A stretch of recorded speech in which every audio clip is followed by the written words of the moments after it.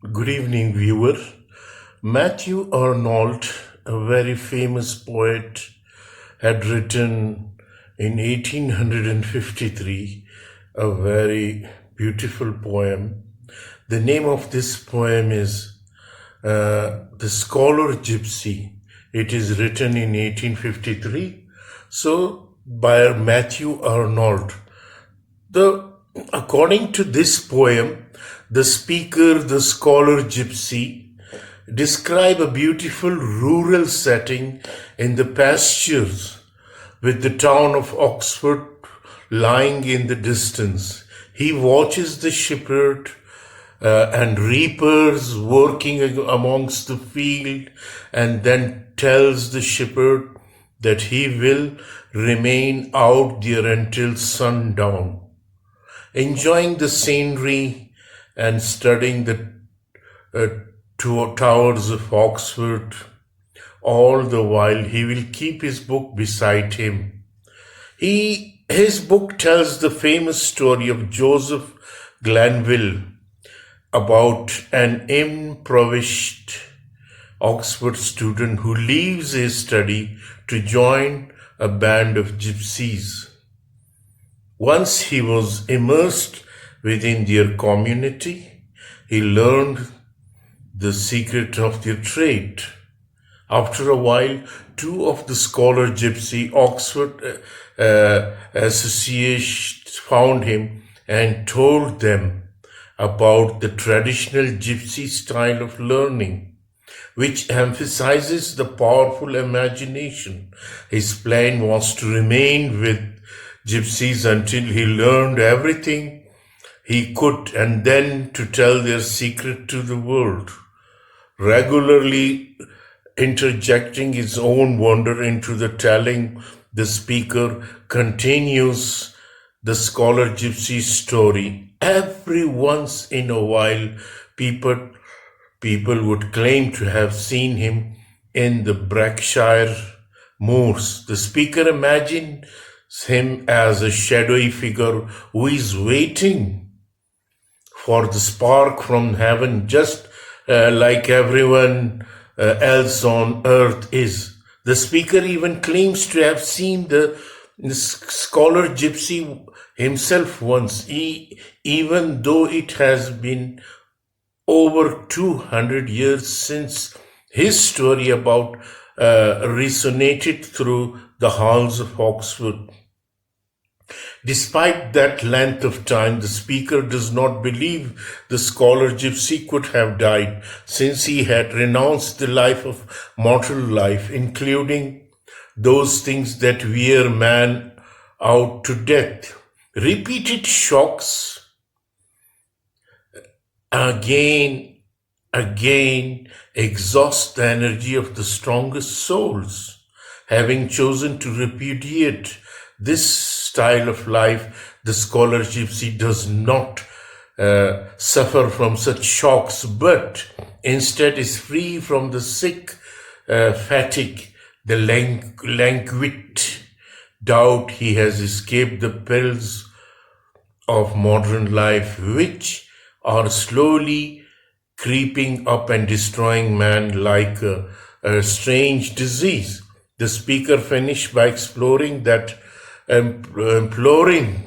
that Scholar Gypsy avoid everything who suffer from this disease, lest he become infected as well. So let us analyze this. Though this poem explores one of Mathew Arnold's signature theme, the depressing monotony and toil of modern life, it is unique in that it works through a narrative. There are in fact two levels of storytelling at work in the poem, that of the Scholar Gypsy and that of the speaker who is grappling with the ideas poised by that singular figure.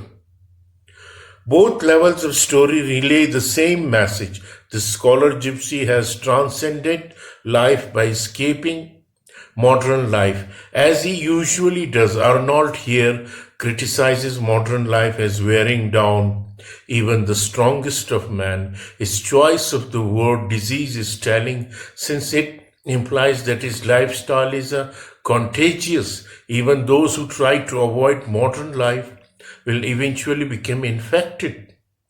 In this way, the poem makes a comment on the perils of conformity, as other poems in this collection do.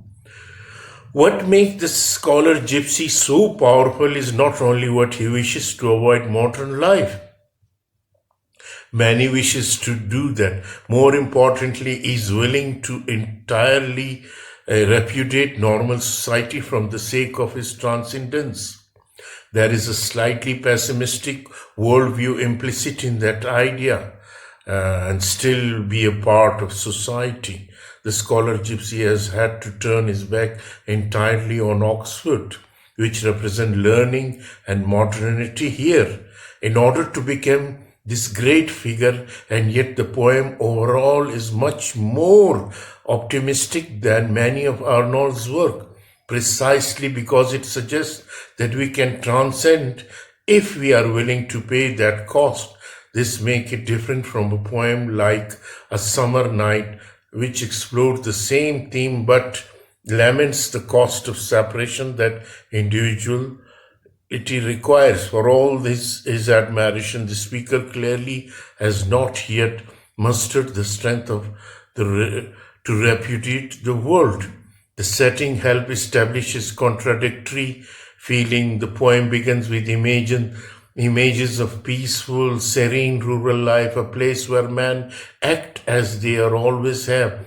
They have been untouched by the perils of modernity. Pastoral imagery has always been associated in poetry with a type of innocence and purity, unfiltered humanity in touch with nature.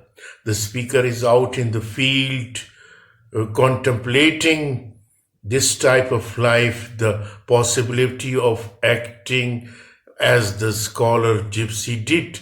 And yet he is also studying the towers of Oxford, which, as mentioned above, represent the rapidly changing, strictly structural world that the Scholar Gypsy renounced. Arnold deftly expressed the speaker's split priorities through his juxtaposition. At the same time that he admires the Scholar Gypsy, he cannot fully turn his back on the modern world. It is the same contradiction that plagues the speaker of A Summer Night. Thus, a poem overall represents Arnold's inner conflict. This poem represents Arnold's inner conflict, his desire to live a transcendent life, but inability to totally eschew society. At this point in his life, Arnold felt pulled in different directions by the world's demand. He was trying to resist the infection of modernization. He was trying, but it was creeping up on him nevertheless, and the pressure to conform was negatively affecting his poetry. Undoubtedly, Arnold wished he could escape the way the Scholar Gypsy did. However, he was too tied down by responsibilities to even dream of doing so. So this is, friends and viewers, the analysis and what the theme of the Scholar Gypsy, written by Mathew Arnold. A very beautiful poem, a pastoral romance. Thank you very much.